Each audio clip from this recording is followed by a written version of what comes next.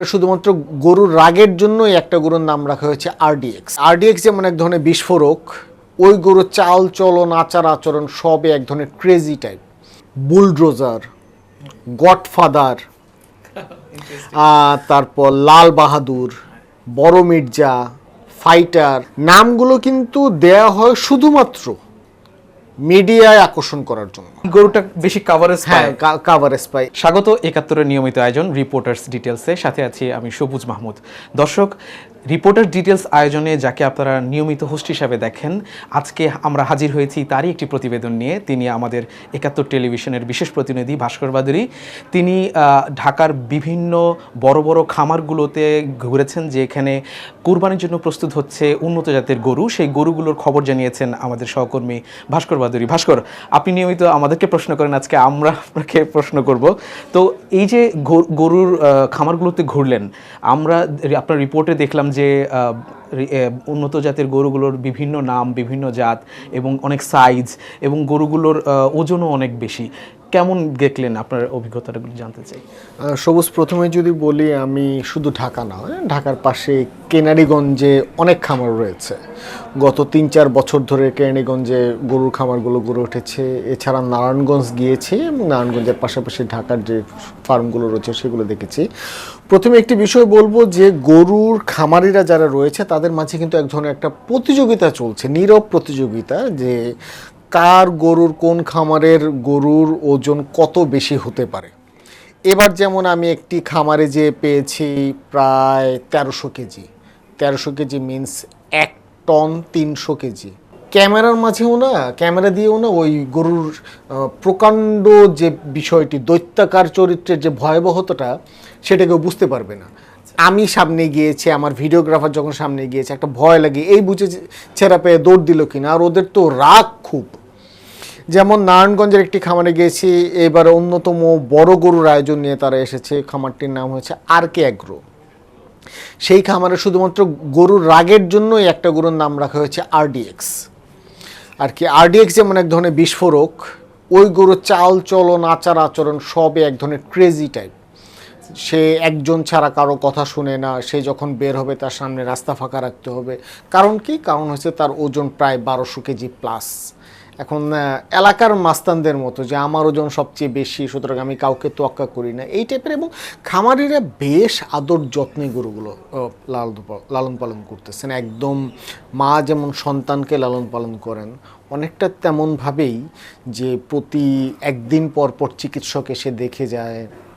এবং আগে যেমন একটা ট্রেডিশন ছিল যে গরুকে স্টেরয়েড খেয়ে বড় করা, এখন এইটা একদম শূন্যের কোটায় চলে আসছে বলে চলে। কারণ উন্নত জাতের গরুর পাশাপাশি গরুকে সুস্থ রাখার প্রবণতাও এখন চালু হয়েছে। আর বেশ কিছু বিষয় যদি আমি বলি, কারণ আমি বলতে পারবো আমি গরু নিয়ে টেলিভিশনে কাজ করছি অন্ততপক্ষে ৯ থেকে ১০ বছর হয়ে গেছে। আপনি জানেন, আপনি যদি অস্ট্রাল অথবা ফ্রিজিয়ান গরু নিয়ে যদি কাজ করেন, সেই ফ্রিজিয়ান গরুগুলোর ওজন সাধারণত দেখা যায়, একটু আপনি যদি এফোর্ট দেন অথবা খামারের পক্ষ থেকে এফোর্ট দেওয়া হয়, তাহলে সেই গরুগুলোর ওজন ৯০০ থেকে ১১০০ কেজি কিংবা ১২০০ কেজি পর্যন্ত খুব সহজে হয়ে যায়। কিন্তু আপনি যদি একটি শাহিওয়াল অথবা ব্রাহ্মা ক্রস যে গরুগুলো রয়েছে, সেগুলোর ওজন যদি আপনি ১ টনে তুলতে যান, তাহলে কিন্তু খামারি হিসেবে আপনাকে যথেষ্ট বেগ পেতে হবে। এবং গরুকে সুস্থ রাখতে, গরুকে নিয়মিত খাদ্য সরবরাহ করার জন্য আপনার যে পরিশ্রম যাবে, সে পরিশ্রম হয়তোবা যে ক্রেতা আছে অথবা আমরা যারা দর্শক আছি, আমরা কিন্তু নিজেরাও জানি না যে একজন খামারে ঠিক কতটুকু পরিশ্রম করতে হয়। আর নামের দিক থেকে যদি বলেন, আমি নাম পেয়েছি আরডিএক্স, যেমনটি বললাম, বুলডোজার, গডফাদার, তারপর লাল বাহাদুর, বড় মির্জা, ফাইটার। এক্ষেত্রে একটি সত্যি কথা আমি আপনাকে বলি যে নামগুলো কিন্তু দেয়া হয় শুধুমাত্র মিডিয়ায় আকর্ষণ করার জন্য। এছাড়া গরুটা বেশি কাভারেজ পায়। কাভারেজ পায়, এই প্রবণতা আর মিডিয়ার প্রবণতার জন্যই কিন্তু নাম দেওয়া হয়। যেমন এবার আমি একটা খামারে গিয়েছিলাম, একটা গরুর ওজন প্রায় ১১০০ সামথিং গরুর ওজন। আমি যখন খামারিকে জিজ্ঞেস করতেছিলাম, ভাই কোনো নাম রাখছেন কিনা, উনি আমাকে বলতেছে, ভাই নাম তো রাখি নাই, আপনি একটা নাম দিয়ে দেন। আমি বললাম যে ভাই আমি কিভাবে নাম দেব, বলে ঠিক আছে আপনার জন্য বললাম ওই গরুর নাম ট্রাম্প, আমাকে বলতেছে। তবে সবথেকে মজার বিষয় যেটা আমি বলবো এবং সত্যি বিষয় যে যে ধরনের নাম রাখা হয় তার 99% গরুই ওই নাম ধরে ডাকলে কিন্তু আসবে না। আচ্ছা, মানে ওই গরুটা অভ্যস্ত না, গরু একদমই অভ্যস্ত না, গরু একদমই অভ্যস্ত না। এবং দেখা যায় আপনি যদি গ্রামের বাড়িতে না যান, ওই গরুগুলো ছাড়া যারা একদম এক হাতে পালা গরু, খামারের কোনো গরুই কিন্তু নাম ধরে ডাকলে আসে না। আচ্ছা ভাস্কর, একটা বিষয় জানতে চাই। আমরা এর আগে জেনেছি যে গরুর উন্নত জাত বা বংশীয় গরু আমরা এর আগে দেখেছি যে এইরকম গরু বিক্রি করতে, এবং এর আগে ছাগল কাণ্ডও ঘটেছে, আপনি জেনেছেন কুরবানির সময়। উচ্চ বংশীয় গরু এরকম কোনো কিছু পেয়েছেন? উচ্চ বংশীয় গরু কিন্তু বিষয়টি আপনি যদি খামারিদের দৃষ্টি থেকে দেখেন তাহলে এক ধরনের, গ্রাহকদের দৃষ্টি থেকে দেখলে আরেক ধরনের। যেমন বাংলাদেশে কিন্তু আপনি যদি নিজস্ব যে গরু, যেটা বলে আমাদের দেশীয় যে গরুর বীজ, সেই বীজ কিন্তু জাত কিন্তু আপনি 3 থেকে 4টার বেশি পাবেন না। আমাদেরকে ফ্রিজিয়ানটি আমদানি করতে হয়েছে, একসময় ব্রাহ্মা আমদানি করা হয়েছে, এখন সেটা নিষিদ্ধ আছে, কিন্তু ব্রাহ্মা ক্রস উৎপাদন করা হচ্ছে। পাকিস্তানি শাহিওয়াল গরু আসতেছে,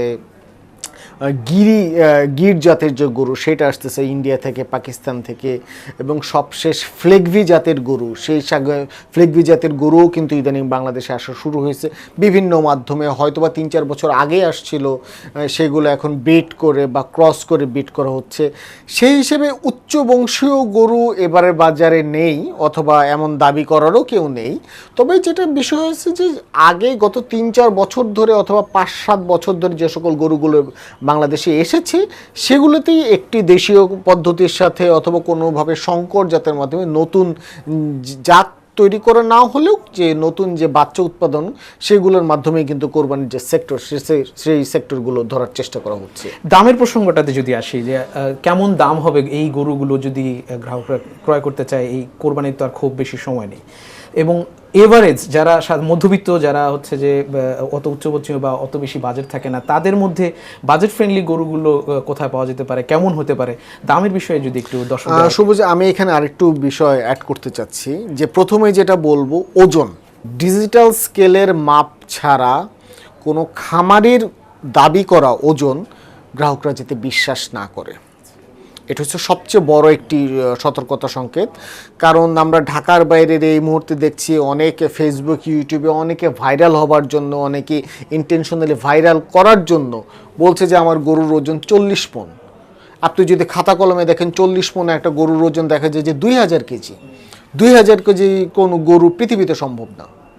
কিন্তু বাংলাদেশের বিভিন্ন জেলায় দেখবেন যে আমার গরুর ওজন 35 মণ, আমার গরুর ওজন 40 মণ। অথচ এই গরুগুলো যখন আপনি ডিজিটাল স্কেলে তুলবেন, তখন দেখবেন 30 মণের দাবি করা গরুটি অন্তত পক্ষে 21 থেকে 22 মণ হয়ে গেছে ডিজিটাল স্কেল। আমি জানতে চাই যে ডিজিটাল স্কেলগুলো যারা হাটে যাবে গরু কিনতে, তারা পাবে কোথায়? আসলে না, হাট ব্যবস্থাপনায় এই ডিজিটাল স্কেলটা যুক্ত করা হয়েছে কিনা, বা হাট ব্যবস্থাপনায় অবশ্যই যুক্ত করা হয়নি, এবং এটা অবশ্যই যুক্ত করা প্রয়োজন। আর আমি এরপরে যদি আপনার প্রথম প্রশ্নটি আসি, যে গরুর দাম, আপনি জানেন গত 2-3 বছর ধরে ওই ছাগলকান্ডি বিতর্কের পর এবার সবুজ আমি প্রায় 9 থেকে 10টি খামারে গিয়েছি। বড় গরুর দাম কোনো খামারে কিন্তু বলতে চায় না ক্যামেরায়। তারা আইডিয়া দিচ্ছে যে ভাস্কর ভাই আপনি যদি বলতে চান তাহলে আপনার গরুর দাম নিতে হবে, আমরা বলবো 8 থেকে 10 লক্ষ টাকা। আমি কিন্তু জানি যে উনি যে 10 লক্ষ টাকা বললেন, সে দামটি উনি কমায় বলছেন। এই গরু আমার যে অভিজ্ঞতা আছে যে উনি 12 লাখ থেকে 13 লাখ টাকার নিচে কোনোভাবেই বিক্রি করতে পারবেন, কারণ ওনার খরচ হয়েছে অন্ততপক্ষে 12 লাখ টাকা। উনি গণমাধ্যমের ভয় অথবা ট্রল হবার ভয় অথবা অন্যান্য সংস্থার ভয় গরুর দাম কমিয়ে বলছেন। এরকম আমি অনেকেই পেয়েছি যে ভাই গরুর দামটা কত, মানে এটার কারণ কি? মানে একটু যদি ব্যাখ্যা করি, যেমন ছাগল কাণ্ডের যেই গরুটার দাম মিডিয়াতে বলা হয়েছিল, আসলে তো সেই টাকায় গরু ছাগলটা বিক্রি হয় নাই, এবং ওই দামটা বলার কারণে মানুষের মধ্যে একটা আইডিয়া চলে আসে যে এই ছাগলের দাম বুঝিয়ে আসলেই এত ছিল। এইটার কারণে কি হইতে পারে না? এটা তো একটা ছিলই। আপনি খেয়াল করে দেখবেন যে 3-4 বছর আগে অথবা 2 বছর আগে গরুর দাম কিন্তু 1 কোটি টাকাও চাওয়া হয়েছিল। তখন থেকে মূলত বিতর্কটা শুরু, তারপর সেটা ছাগলকাণ্ডে যে শেষ পরিণতি পায়। আপনি 3 বছর আগেও দেখবেন যে বাংলাদেশের বিভিন্ন জায়গায় 30 লাখ, 35 লাখ, 38 লাখ টাকা দামের গরুর দাম চাওয়া হয়েছে, এবং সেটা যেটা 38 লাখ টাকা চাওয়া হয়েছে সেটা 34 লাখে শেষ পর্যন্ত বিক্রি হয়েছে, আমি নিজে দেখেছি। কিন্তু এবার আমরা যেটা দেখতে পেয়েছি যে ঢাকার খামারিরা বড় গরুর দাম বলতে চাচ্ছে না। এটা শুধুমাত্র ঢাকার খামারিরা, ঢাকার বাইরে যারা আছে যেমন আপনার সিরাজগঞ্জ, চাঁপাইনবাবগঞ্জ অথবা অন্যান্য টাঙ্গাইল, গাজীপুর, এখানে কিন্তু অহরহ গরুর দাম খামারিরা 10 লাখ, 11 লাখ, 12 লাখ টাকা চাচ্ছে। তবে এখানে সন্দেহ আছে তাদের গরু কতটুকু বিক্রি হয়েছে কি হয় নাই। আর যদি আসি বাজেট গরুর কথা, বাজেটের মাঝে গরু কিন্তু ঢাকাতেই এখনও আছে। 80,000 টাকা থেকে শুরু করে 1,10,000 টাকা পর্যন্ত কিন্তু গরুটা পাবেন। এবার একটু সবশেষ জানতে চাই যে মানুষের মধ্যে আসলে কি ধরনের সচেতনতা থাকা দরকার এই কোরবানির পশু ক্রয় বিক্রয়ের ক্ষেত্রে, সেটা দিয়ে যদি একটু। আমি শুধুমাত্র বলবো যে মানুষের বেশ কিছু বিষয়ে সচেতন থাকতে হবে। যে খামারি যারা আসবেন তারা দেখা যায় যে অনেক সময় ঢাকায় এসে কান্নাকাটি করে চলে যায়। আমরাই রিপোর্ট করি যে আমার গরুর দাম 7 লক্ষ টাকা, ঢাকায় কিনলো না, ঢাকার মানুষ খারাপ। ঢাকার মানুষের তো সেই অ্যাবিলিটি নাই, অথবা ঢাকার সব মানুষের তো অ্যাবিলিটি নাই। ঢাকার 70% মানুষের অ্যাবিলিটি হচ্ছে 1,10,000 টাকার মধ্যে দিয়ে গরু কেনা। আপনারা সেই গরু নিয়ে আসেন, তাহলে ঢাকার মানুষও খুশি, আপনারা সেখান থেকে লাভ করে নিয়ে ফিরে যেতে পারবেন। কিন্তু আপনি যদি মনে করেন যে ঢাকার মানুষ মানেই 10 লাখ টাকা দিয়ে প্রত্যেক ফ্যামিলিতে কোরবানি দেয়, এটা একটা অলৌকিক চিন্তা। আপনার ঢাকার বাইরের যে হাটগুলো রয়েছে, ঢাকার চারপাশে গাবতলী, বসিলা, 100 ফিট, এই হাটে গরুর দাম কিন্তু কম্পারেটিভলি কম হয়, প্রত্যেক বছরই কম হয়। কিন্তু ভেতরে যে হাটগুলো রয়েছে সেই হাটে গরুর দাম অনেক বেশি হয়। তবে খামারগুলোতে গত 2-3 বছর ধরে বেশ কিছু ছোট আকারের গরু রয়েছে, এবং আমি সবচেয়ে বলবো যে গরুর হাট গত বছর কিন্তু সব খুবই ভালো হয়েছে। এবং গত বছর আমরা দেখতে পেয়েছি 45 থেকে 55% পর্যন্ত প্রায় প্রত্যেকটি হাটে আপনি যদি কিনতে যান 65 থেকে 1,20,000 টাকার মতো গরু ছিল। আমি আশা করছি এইবারও তেমনটি হবে, যদি না বৃষ্টি হয়। কারণ বৃষ্টি হলে গরু রাখার একটা সমস্যা হবে, গরু কেনার একটা সমস্যা হবে, সেক্ষেত্রে দামে অনেক বেশি সমস্যা হতে পারে। ধন্যবাদ ভাস্কর। দর্শক, এই ছিল আজকের রিপোর্টার্স ডিটেলসের আয়োজনে। পরবর্তী আয়োজন দেখার আমন্ত্রণ জানিয়ে আজকের মতো এখানে বিদায় নিচ্ছি। ধন্যবাদ।